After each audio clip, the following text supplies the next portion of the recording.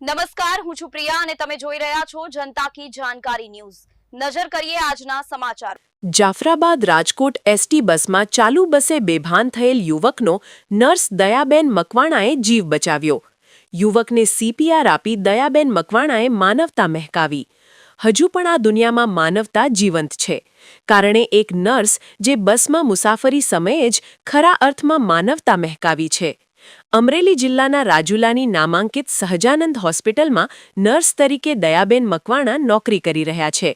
Nurse Dayaben મકવાણાએ જેઓ Jafrabad Rajkot ST bus Rajkot જઈ રહ્યા હતા અને તે સમયે બાબરા શહેર નજીક પહોંચતા અચાનક જ બસમાં કેવિનભાઈ નામના યુવક અચાનક બેભાન થયા હતા।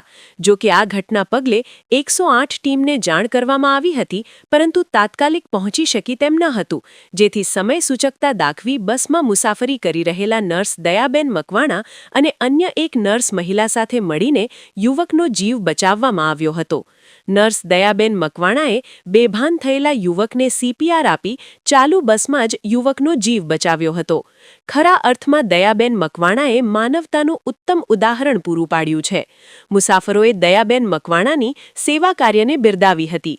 કહેવાય છે ને, હજી પણ દુનિયામાં માનવતા જીવંત રહી છે। દયાબેન મકવાણાએ કહ્યું કે આ તો મારી ફરજ હતી, કારણ કે કોઈ વ્યક્તિનો જીવ બચાવવો એ આપણી માનવતા છે।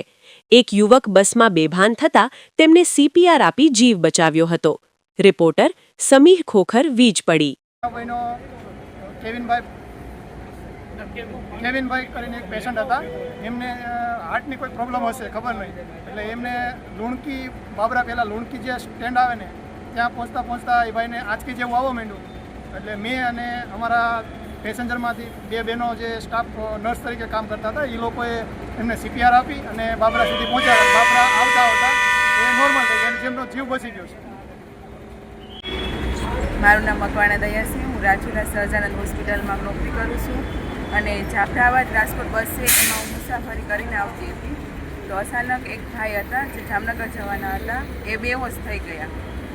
એટલે આપણે એને 108માં ફોન કર્યો, પણ એ તાત્કાલિક ન પહોંચીએ કે એને હોસ્પિટલ પણ આપણે તાત્કાલિક ન પહોંચીએ કે તે માટે પહેલાં મારી ફરજમાં એ આવે માનવતાની ધ્યાનથી કે વ્યક્તિનો પહેલાં જીવ બચાવો એમ, એટલે અમે એને સીપીઆર આપી અને એનો જીવ બચાવ્યો છે।